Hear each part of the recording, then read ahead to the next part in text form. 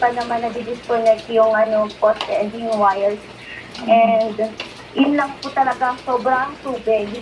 Okay, Na, oo, and maraming ulan, So, maraming ulan. We are lang po kasi palibot po pa kasi kami ng sa bundok, may marami pang puno. So, ganyan siguro. Buti naman.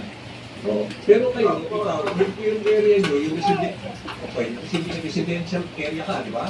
Tama ba? Opo, tama po.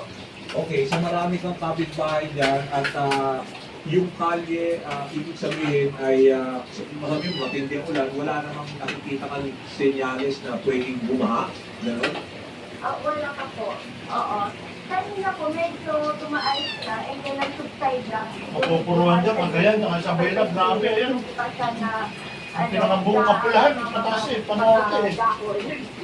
Buti kasi na siya mga dahon kaya bumabaha. So, far wala.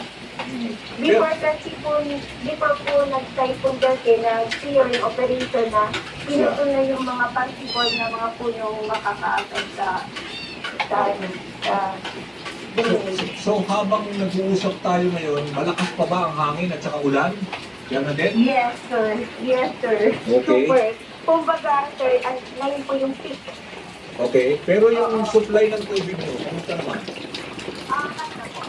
Wala na. Wala rin tubig, wala rin tubig. Anong tubig wala rin tubig? So far, 2 lang talaga ang Gumagana?